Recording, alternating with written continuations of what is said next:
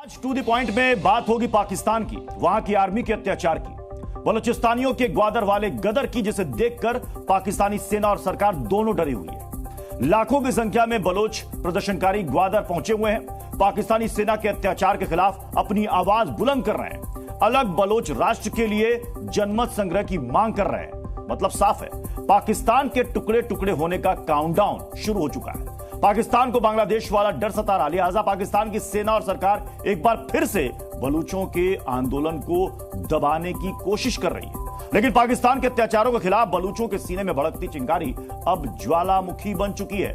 आज हम इसी मुद्दे पर चर्चा करेंगे कि क्या पाकिस्तान के टुकड़े टुकड़े होने का काउंटडाउन शुरू हो चुका है, क्या पाकिस्तान में आज कुछ बड़ा होने वाला है।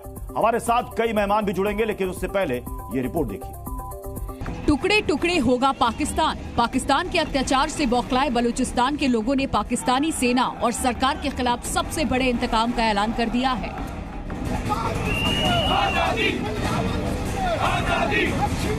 बलूचों ने ग्वादर में सबसे बड़े गदर का ऐलान किया है। ग्वादर में लाखों की भीड़ जुटने वाली है, जिसके बाद पाकिस्तानी सेना, सरकार और पुलिस के हाथ पांव फूल गए हैं। बलूचों ने इस प्रदर्शन को नेशनल असेंबली घोषित किया है, जिसमें बलूचों के नरसंहार का विरोध किया जाएगा, पाकिस्तान और चीन का विरोध होगा, चीन के आर्थिक गलियारों का विरोध किया जाएगा, प्राकृतिक संसाधनों के लिए आवाज उठाई जाएगी और सबसे बड़ी बात, बलूच राष्ट्र के अस्तित्व की मांग की जाएगी। ऐतिहासिक जनमत संग्रह की मांग होगी।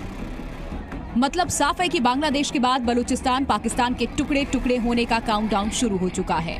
देखिए कैसे प्रदर्शन में शामिल होने के लिए जाते बलूचों पर पाकिस्तान की आर्मी अत्याचार कर रही है। यही नहीं, जुर्म का विरोध करने वालों को जबरन उठा लिया जाता है, पीटा जाता है, यहाँ तक कि उनकी हत्या करके शवों को गायब कर दिया जाता है। लेकिन पाकिस्तान के इन अत्याचारों के खिलाफ बलूचों के सीने में भड़कती चिंगारी अब वो ज्वालामुखी बन चुकी है, जो पूरे पाकिस्तान को भस्म कर देने की तैयारी में है। और आज ग्वादर में होने वाले सबसे बड़े गदर से इसका आगाज होगा।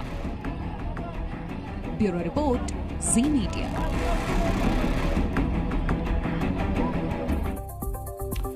तो चर्चा की शुरुआत करें उससे पहले देख लेते हैं कि आज पाकिस्तान के सामने, दुनिया के सामने क्या अहम 5 सवाल हैं। जल्दी से वो सवाल भी आपके सामने रखते हैं। पहला सवाल, बलूचों पर पाक सेना का अत्याचार क्यों?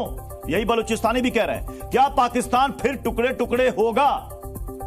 सवाल यह भी कि बलूचों को क्यों गायब कर रही है पाक आर्मी? कई सारे बलूच गायब हो चुके हैं। क्या ग्वादर के गदर से डर गई है पाकिस्तानी सरकार? और सवाल यह भी कि बलूच की आवाज क्यों नहीं सुनती है सरकार और सेना, जबकि बलूचिस्तानी सिर्फ इतना कह रहे हैं कि उनके संसाधनों पर पहला हक उनका होना चाहिए। वो कह रहे हैं कि हमें स्वायत्तता दो, हमें आजादी दो, जिसकी मांग 1947 से वो कर रहे हैं। वो कह रहे हैं कि पाकिस्तान ने हमेशा हमें धोखा दिया है। हमारे साथ खास मेहमानों का पैनल हमें ज्वाइन कर रहा है।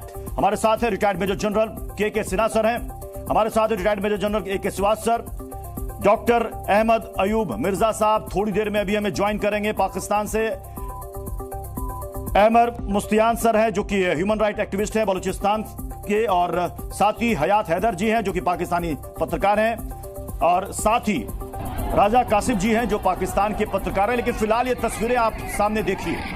आज ग्वादर में बलूचिस्तानियों ने एक बड़ी सभा बुलाई है, और इस बड़ी सभा को बुलाया है बलूच यकजहती कमेटी ने, BYC ने, और उम्मीद की जा रही है कि यहां पर हजारों लाखों की संख्या में बलूच इस सभा में शामिल होंगे। और इनकी एक ही डिमांड है, नरसंहार और शोषण के खिलाफ अपनी आवाज मुखर करना। दरअसल इस आंदोलन को चिंगारी मिली है जहीर अहमद बलूच के गायब होने के बाद से।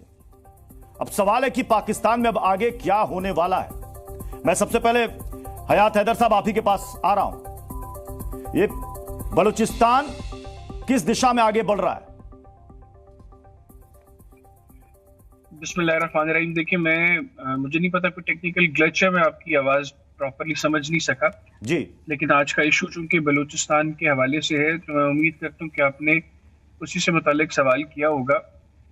देखिए, बलूचिस्तान के अंदर ये जो बलूच मिसिंग पर्सन्स का मसला है, ये बड़ा संगीन मसला है, और अब जितना वक्त हो चुका है इसका कोई बेहतर सोल्यूशन निकलना चाहिए। अनफॉर्चुनेटली इसका कोई पॉजिटिव सोल्यूशन सो फार नहीं निकला।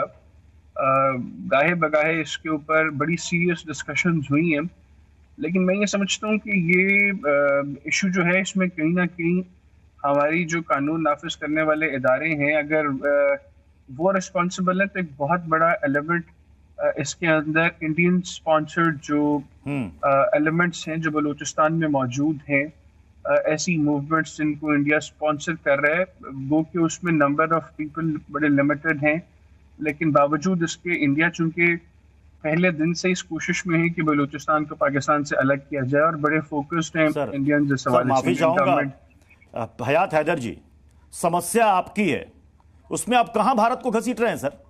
समस्या आपकी है। बलूचिस्तानियों की मांग क्या, बलूचिस्तानियों की मांग क्या आज से? 1947 से वो कह रहे हैं कि हमें पाकिस्तान ने धोखा दिया, हम विलय नहीं चाहते थे, हमारा विलय पाकिस्तान में जबरन करवाया गया। क्या वो धोखा नहीं था? अगर वो कह रहे हैं कि हमें प्राकृतिक संसाधनों पर हमें अपना हक दे दीजिए, क्या गलत मांग कर रहे हैं वो? देखिए, इस तरह की बातें आप लोगों के मुंह से तो अच्छी लगती रही है, क्योंकि जिन बुनियादों पे आप बलूचिस्तान के हवाले से बात कर रहे हैं, क्योंकि वहाँ पे बहुत कम, मैं ये नहीं कह रहा कि ऐसे लोग नहीं हैं जो इस मामले पर बात कर रहे हैं, लेकिन वो नंबर बहुत लिमिटेड है। लेकिन अगर आप उन बुनियादों पे भारत को लोगों को हक देना शुरू कर दें, तो 5 दर्जन से ज्यादा तहरीकें आजादी की भारत के अंदर, तो पाकिस्तान के जिन फिलहाल तो तस्वीरें सर बलूचिस्तान की आ रही हैं। मुझे आप मुकम्मल करने दें। नहीं सर, फिलहाल तो तस्वीरें बलूचिस्तान से सामने आ रही हैं, बलूचिस्तान से सामने आ रही हैं। और नवंबर दिसंबर में जो 1600 किलोमीटर लंबा मार्च निकला था, लंबी यात्रा निकली थी, जिसमें वहां की महिलाएं शामिल थी, पाकिस्तानी हुकूमत के पसीने छूट गए थे सर। मैं आपकी बात समझ नहीं पा रहा हूँ, मैं आपकी बात आवाज नहीं जा रही है क्या? इसलिए मैं कह रहा हूँ, अगर आप मेरा पॉइंट ऑफ व्यू रखने दें, मुझे आपकी बात की बिल्कुल समझ नहीं आ रही कि आप क्या बात कर रहे हैं। मैं बहुत मुश्किल से अंडरस्टैंड कर रहा हूँ आपकी बात को। मैं सिर्फ इतना कहूंगा कि अगर भारत अपनी इंटरफेरेंस बंद कर दे, अगर भारत वहां पर जो एक मखसूस, पता नहीं मेरी आवाज अब तक पहुंच रही होगी, आप कह रहे नहीं पहुंच रही, लेकिन मुझे लगता है कि मसला पाकिस्तान का, मसला बलूचिस्तान का, और आपकी, सर माफ कीजिएगा, आपकी सुई अटक गई है हिंदुस्तान पर, आपकी सुई हिंदुस्तान से आगे हिल नहीं रही है। मैं के सिन्हा सर आपके पास आ रहा हूं। जब भी हम पीओके की बात करते हैं, जब भी हम बलूचिस्तान की बात करते हैं, के सिन्हा सर, ये पाकिस्तान की सुई हिंदुस्तान में आकर क्यों अटक जाती है? कुछ पूछ रहे के सिन्हा सर? प्रत्युष, जय हिंद। और हैदर हयात साहब को मैं सुन रहा था, उनको भी जय हिंद बोलूंगा कि आप ये बलूचिस्तान का जो आप खबर उठाए हैं, आज चलाए हैं, जहां महारंग बलूच जो कि एक एडवोकेट हैं और आज बलूच नेशनल असेंबली का उन्होंने आगाज किया है, और रेफरेंडम है ये कोई छोटी मोटी चीजें नहीं है। आप हयात साहब को जरा मैं याद दिला दूं एक दो चीजें। देखिए, बलूच का जो मसला है 1947 से चला है, 1948 से 58, 10 साल पहले चला, 1962 में हुआ, 1973 से 1977 चला, 2005 से 2008 जब मुशर्रफ साहब थे जिन्होंने अपनी सारे सिंहाएं लांग दी, उस समय चला, और फिर जब ये आपने सीपैक लेकर आ गए 2015 से जो आप देख रहे हैं, और आज के दिन में और रेफरेंडम नेशनल असेंबली की उन्होंने आगाज कर दी है। तो देखिए प्रत्युष, जो ये कहते हैं ना भारत ने चलाया, क्या हमने इतनी लंबी लड़ाई वहां चला दी? भारत करता रहा। आज देखिए 43% जो पाकिस्तान की पूरी ये है टेरिटरी है, उसका हिस्सा बलूचिस्तान है, सबसे बड़ा प्रांत, और वहां लोग कितने रहते हैं? 1.53 जी, जबकि पूरे पाकिस्तान की जनसंख्या 23 करोड़ की है, वहां 1 करोड़ प्लस में लोग रहते हैं।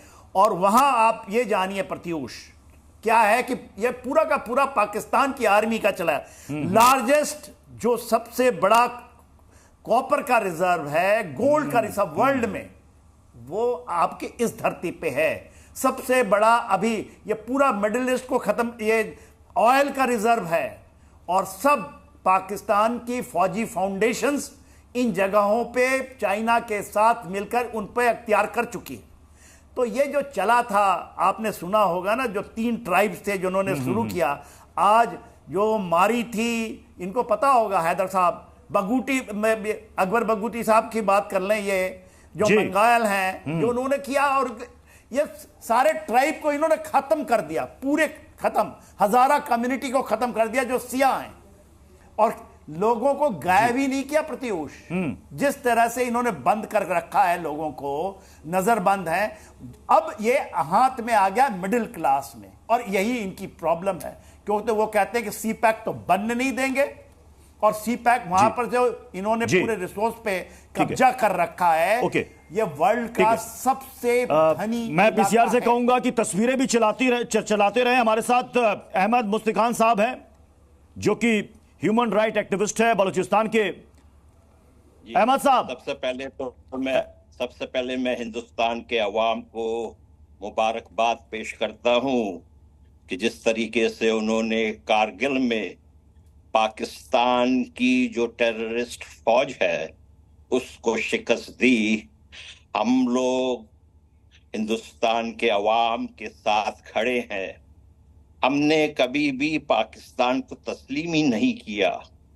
हम तो चाहते थे कि हमारा मुल्क आजाद हो या हम हिंदुस्तान के हिस्से हों, ये दो चीज थे।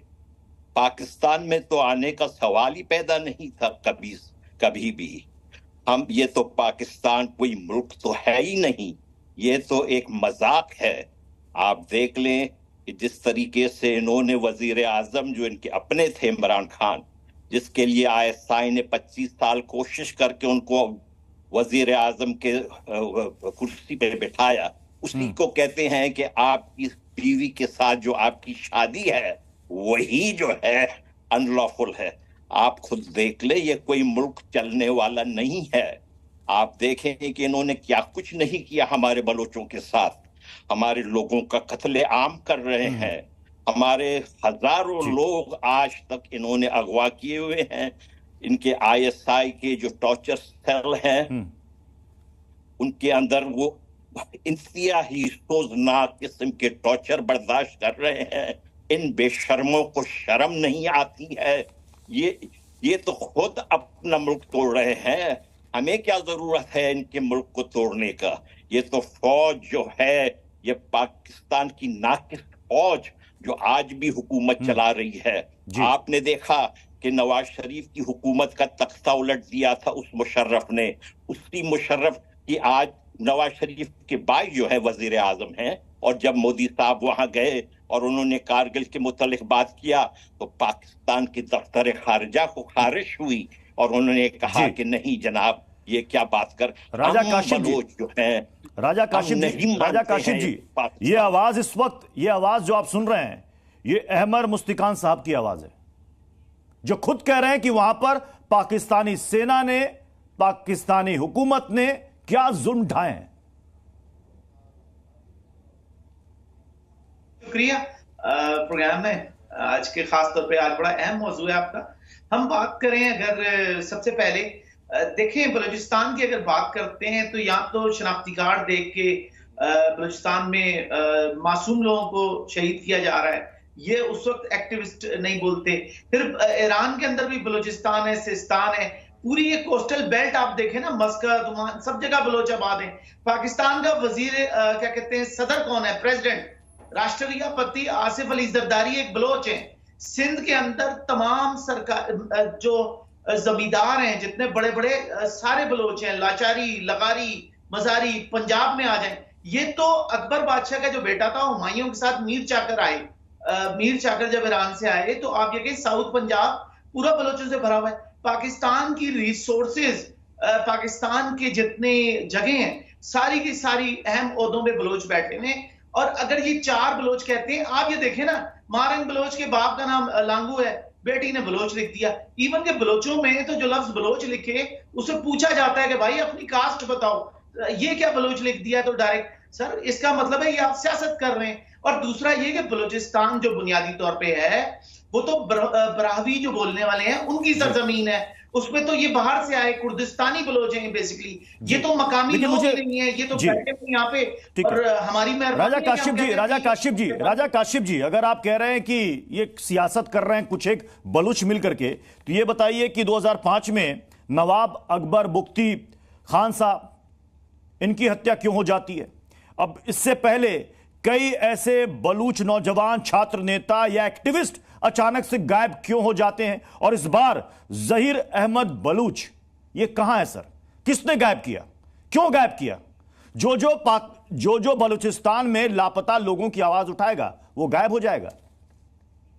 बहुत अच्छा सवाल है। देखिए, अगर बलूचिस्तान की आवाज उठाने पर गायब होते हैं तो महारानी तो गवर्नमेंट ऑफ पाकिस्तान से पढ़ के पैसों से आज सरकारी मुलाजिम है, ये एक्टिविस्ट बैठे हुए हैं, ये तो गायब नहीं हुए।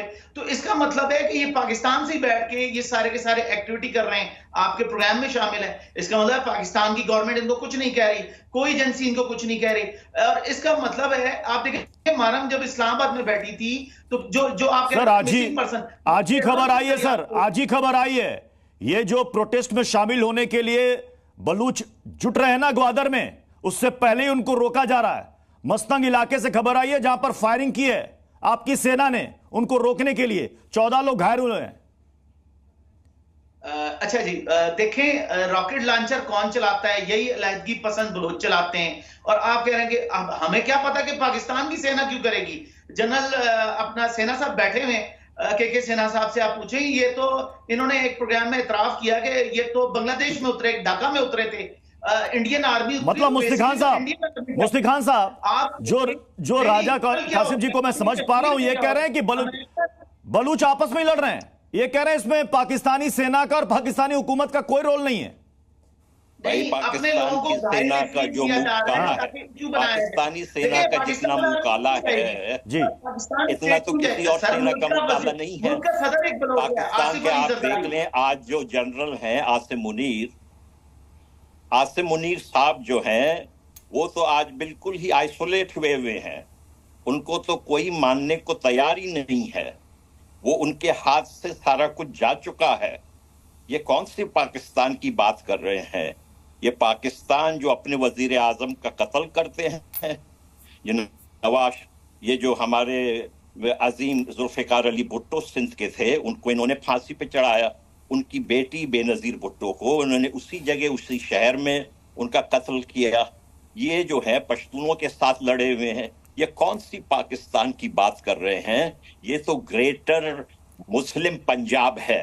ये ग्रेटर मुस्लिम पंजाब ज्यादा दिन चलने का वाला नहीं है।